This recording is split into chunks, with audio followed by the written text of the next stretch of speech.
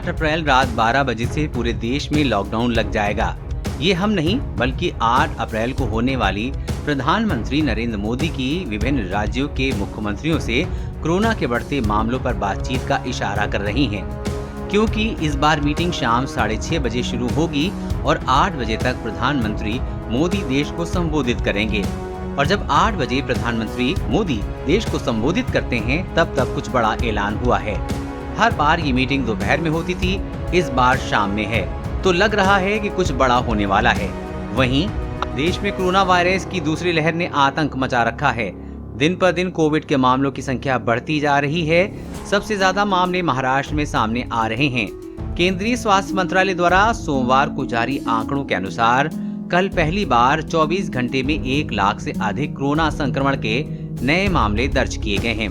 वहीं आज पिछले 24 घंटों में 96,982 नए कोरोना केस आए हैं और 446 लोगों की जान चली गई है।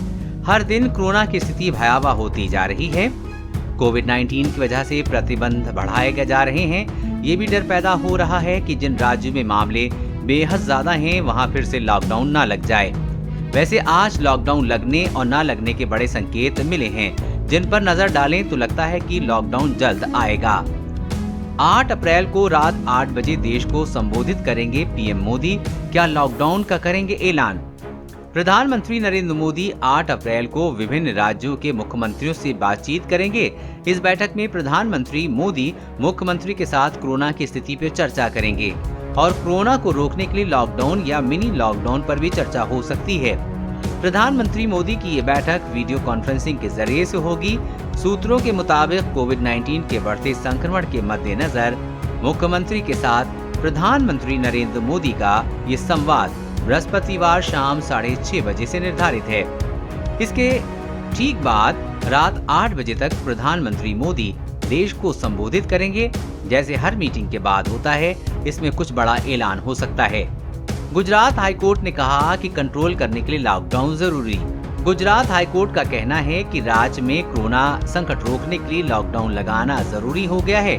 मंगलवार को अदालत के सामने कोरोना संकट को लेकर एक याचिका दायर की गई थी, जिस पर हाईकोर्ट ने ये टिप्पणी की।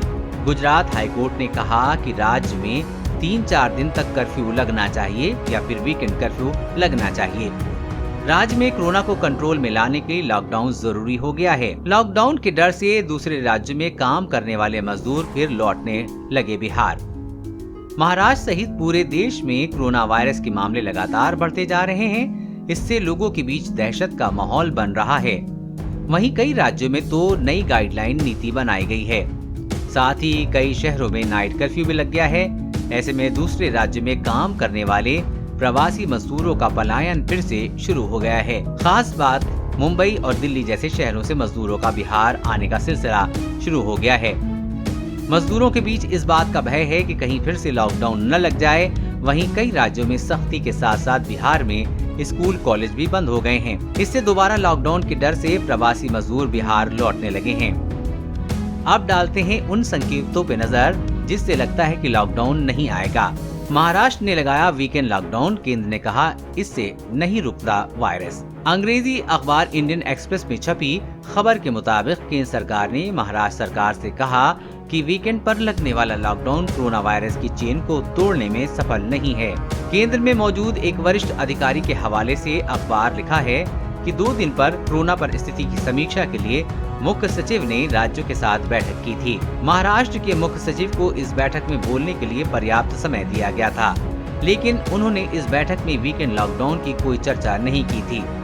इसके साथ ही उन्होंने कहा कि केंद्र सरकार ने महाराष्ट्र से ये बात पहले ही साफ कर दी थी कि वीकेंड लॉकडाउन का कोई खास प्रभाव नहीं होता है। लॉकडाउन विकल्प नहीं, AIIMS vaccination trial incharge doctor Sanjay Kumar Rai ने बताया कि जब महामारी एक बड़ी आबादी में फैल चुकी है तो लॉकडाउन लगाने से संक्रमण नहीं रुकेगा।